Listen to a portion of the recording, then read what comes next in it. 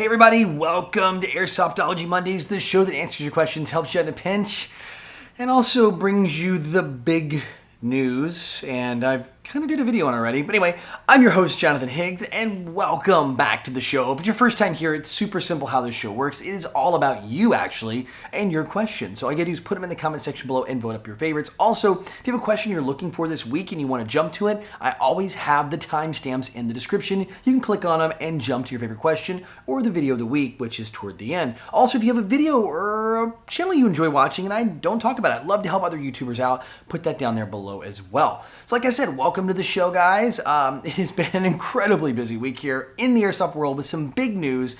I want to touch on that before we jump into questions. It's been about Glock license for civilian sales. Now, if you guys didn't know, Glock awarded a military and law enforcement sale, like a license, last year. It was like the big news at SHOT Show last year. Cybergun had it, limiting the Cybergun contract, or I guess it's only been limited to the areas of France, and then the rest of the world, everywhere else, goes to Umarex. They actually won it, and we never thought, none of us ever thought, that Glock would give a license for us as players to really have. So we're going to talk about that a bit, but I want to give you guys a link over here in the corner if you guys want to watch the video where I kind of discuss what's going on with it. I know it's a big topic. You can click it over there, get a little bit more information and that. But until you guys do that, or if you want to do it now, then come on back and finish this video. We're going to jump into what you're really here for, and that's your questions in the Tippmann mail call.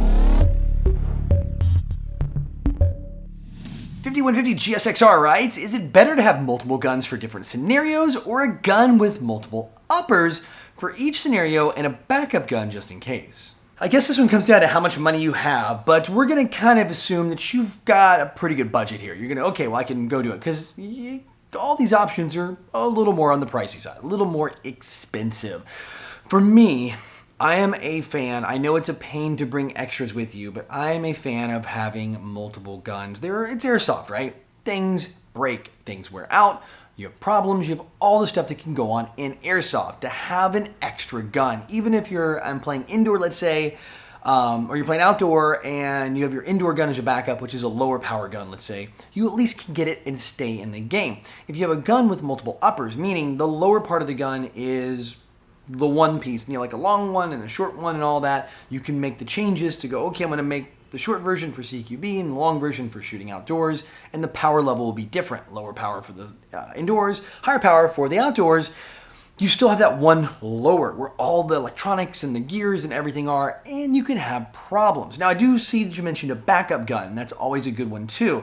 But if you're gonna have a backup gun, and let's say you play indoor and outdoor, you're gonna need 4 guns now. So for me, 2 usually does the trick. If I go to a big mil sim op, it's an entire weekend long, and I know I'm using the crud out of my guns, I would probably bring 3. In fact, I kind of do that. I bring 3 guns for those events.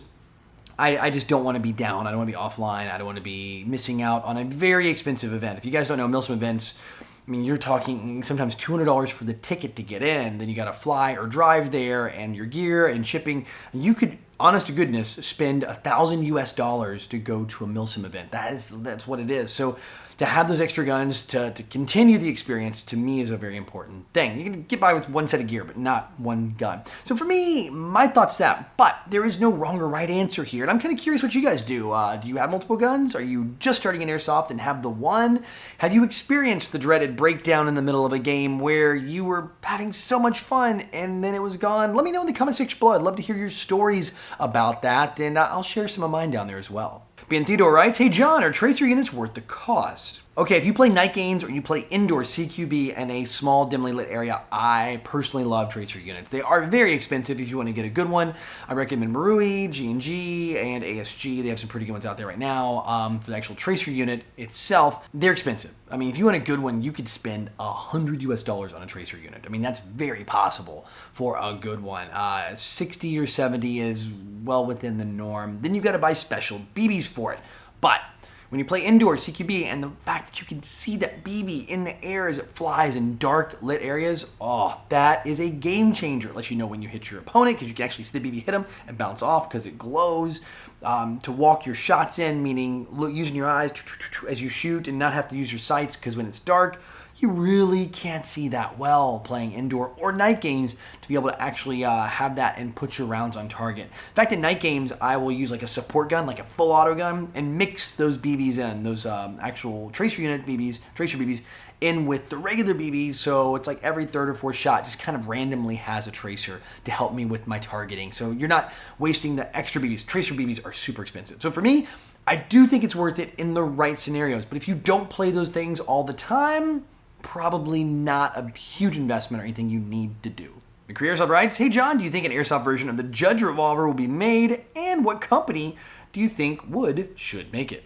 All right, so I think right now, Wingun's kind of the best with revolvers when you look at them out there. And if you guys don't know, Wingun makes a lot. OEM's original equipment manufacturer makes guns for a lot of other companies. And you're going to find them making probably the best revolvers when it comes to mass produced. Now, there are really good other companies that are making fantastic revolvers out there too. So don't get me wrong. I'm not saying that Wingun's the best. I'm just saying Wingun is definitely putting out the most quality revolvers right now, mass produced. Big runs for a lot of companies. I mean, if you look at probably any good revolver out there, it's probably going to be them making it at this point, just off the top of my head, for many different companies.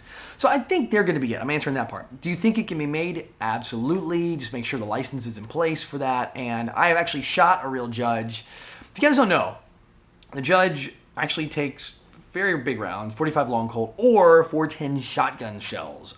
It is a monster. It's a kind of a short revolver. I actually got to shoot it at SHOT Show last year. Just put it this way, it will put a workout on your wrist. When I got to that long Colt, it snapped. I was like, okay, I'm done. The pad of my hand was just incredibly sore and actually a little bruised. I mean, I held it. I got my shot on target. Between the shotgun shells and the 45 long Colt, I actually prefer shooting the shotgun. Actually, it's a beast. It is a beast pistol. That's all I got to say.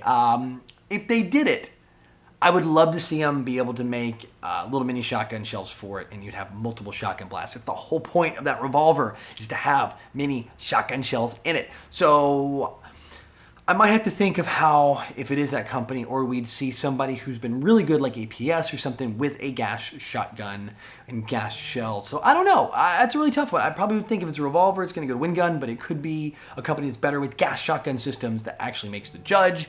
With that in mind, I'd love to see it. All right, guys, that's it for questions this week, which means it is time for the Code Red Headsets video recommendation of the week. And again, remember, if you want to get your favorite channel or channel you like to watch, or heck, if you do your own YouTube channel, send it to me below in the comment section. Just type in there, put your favorites, recommend yourself, recommend a video specifically from the channel. It always helps me as well. This one comes from Chill Airsoft, and this one is Shoot to Miss. He's out of Miami, Florida, plays down there. And actually, it's a smaller channel, a little right now, a hair under 1,000 subscribers. Got to watch it, and it's a mix of gameplay and of actual reviews. So pretty cool stuff. So I've got a couple videos here. One is his day pack setup. He was showing through his camelback. Actually explains what I really like about this. It's a short video, way shorter than my reviews, which is good.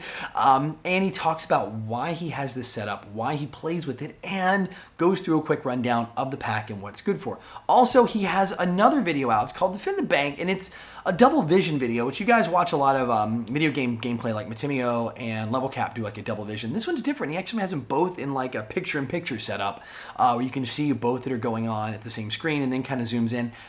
I don't think I've seen anyone do a video quite like this in Airsoft. So cool channel, really cool stuff going on. Post semi-regularly and, at least once a week or so it looks like. Here maybe once every week and a half. And I would love to see more from this channel. So if you guys want to check out Shoot to Miss. Again, US Airsofter from Miami, Florida, putting out gameplay and reviews. And of course, as always, I have a link to his channel and the videos we're talking about here in the description below. Well, guys and gals, thank you again so much for having a great week here with me on Monday's show. If you guys have any questions you want to have answered by me or just want to get my opinion or whatever, put it in the comment section below, like I said at the beginning.